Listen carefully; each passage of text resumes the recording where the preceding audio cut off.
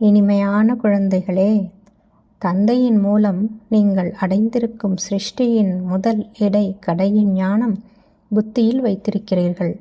ஆகையால் நீங்கள்தான் சுயதர்சன சக்கரதாரி ஆவீர்கள். ஆத்மாவை தூய்மையாக்குவதற்காக ஆன்மீக தந்தை எந்த ஒரு ஊசி போடுகிறார்? மன்மனாபவ என்ற ஊசி. இந்த ஊசி ஆன்மீக தந்தையைத் தவிர வேறு யாரும் போட முடியாது. தந்தை கூறுகிறார், இனிமையான குழந்தைகளே, நீங்கள் என்னை நினைவு செய்தால் போதும். நினைவின் மூலம்தான் ஆத்மா தூய்மையாகும். இதற்கு சம்ஸ்கிருதம் போன்றவைகள் படிக்க வேண்டிய அவசியம் இல்லை. தந்தை ஹிந்தியில் எளிமையான சொற்களில் கூறுகின்றார்.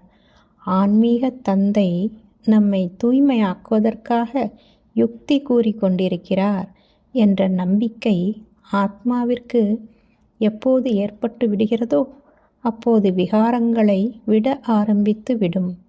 நான் ஆத்மா இங்கு நடிப்பதற்காக வந்திருக்கிறேன், திரும்பிச் செல்ல வேண்டும். இப்போது நாடகம் முடிவடைகிறது. உங்களது புத்தியில் சிருஷ்டியின் முதல் இடை கடையின் ஞானம் இருக்கிறது. இது எந்த சாஸ்திரத்திலும் கிடையாது. இந்த ஞானம் அடங்கிய சாஸ்திரம் எதுவும் கிடையாது. கல்பத்தின் ஆயுளும் எழுதப்படவில்லை. யாருக்கும் தெரியாது. உலகம் ஒன்றுதான். உலக சக்கரம் சுற்றி கொண்டே இருக்கிறது. பழையதிலிருந்து புதியதாக, புதியதிலிருந்து பழையதாக ஆகிறது. இதுதான் சுயதர்சன சக்கரம். குழந்தைகள் தூய்மையாகி பிறகு தூய்மை இல்லாத நிலையை அடைகின்றனர். தந்தையோ எப்போதும் தூய்மையாகத்தான் இருக்கின்றார். தந்தையின் ஆஸ்தியும் குழந்தைகளுக்கு அவசியம் வேண்டும். ஒன்று முக்தி வேண்டும், மற்றொன்று ஜீவன் முக்தி வேண்டும். சாந்திதாமம் முக்தி, சுகதாமம் ஜீவன் முக்தி. யார் விகாரிகளாக இருக்கிறார்களோ அவர்கள்தான் பதிதமானவர்கள். யார் விகாரத்தில் செல்கிறார்களோ அவர்கள்தான் பதிதமானவர்கள். இந்த நேரத்தில் உங்களுக்கு ஞான அமிர்தம் கிடைக்கிறது. சிவன் உயர்ந்ததிலும் உயர்ந்தவர். பிரம்மாவின் மூலம் படைப்புகள் படைக்கப்படுகின்றனர். பிரஜாபிதா அவசியம் பிரம்மாதான். சிவனை பிரஜாபிதா என்று கூறுவது கிடையாது. அனைத்து ஆத்மாக்களுக்கும் தந்தையானவர் நிராகாரமான சிவன் ஆவார். வீடு வாசலை விட வேண்டிய அவசியமில்லை.